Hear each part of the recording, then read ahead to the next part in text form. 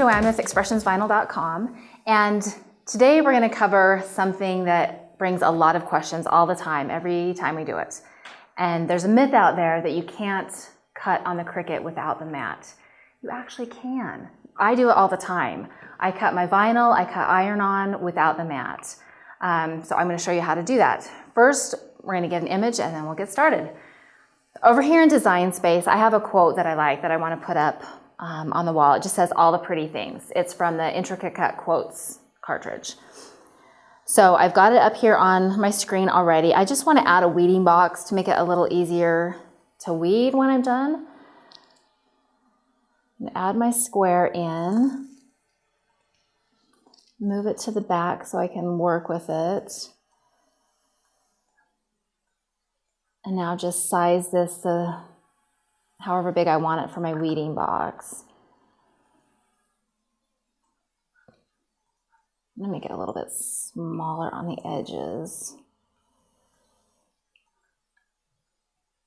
so it goes right to the edge. So now that I've got that ready, I just need to attach those two. So select them both and attach. Now the weeding box is set to go. I'm going to make it just a little bit bigger. And it's ready to go. So I'm going to go ahead and press make it. It's going to show where it's going to cut here. Just going to move it down just a little away from the edge. And then continue. Get it set up with my machine.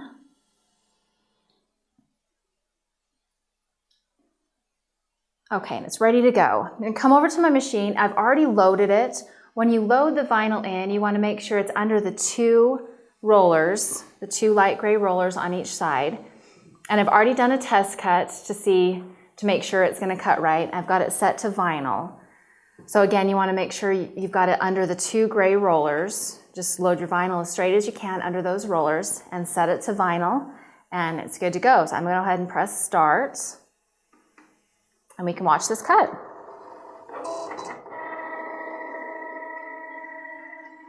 So as it's cutting out, it's going to do the weeding box first. The one thing you'll want to remember when you load just the vinyl in, you are going to lose about 1 inch on the top where it thinks the mat is. So you've got to account for that space at the top. But as you can see, it's cutting the vinyl. It's holding it in place because you've got it under the two rollers. So it's just going to go through and cut.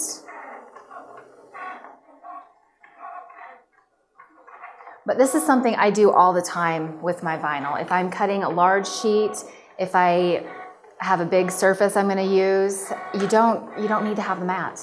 Just do your test cut to make sure you've got it set to the right settings, but you don't have to have the mat on it. When you get smaller scrap pieces, that's when you'll want to use the mat to hold them in place. But the larger pieces, just make sure it's under the rollers correctly and it'll all hold itself in place. It comes in so handy if your mats aren't as sticky as you'd like them, or if you can't find your mat, or like me, I leave stuff from the project I did before on my mat, so it's going to take me longer to get it off than just to stick a piece of vinyl in.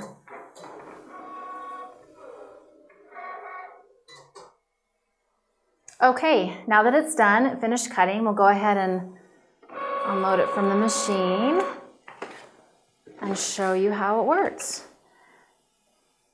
So just use your weeding tool, get the corner,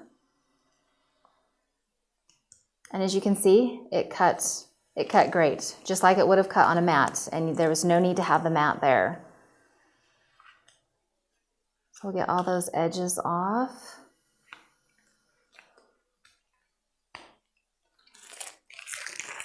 There you go. And you can also see where it cut here.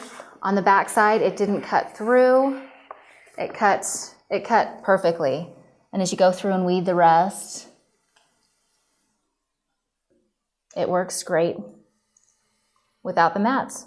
So you don't need the mat to cut vinyl with the Cricut. Just make sure you line it up correctly under the rollers and have the setting on vinyl. So you're good to go. So as you can see, it works great.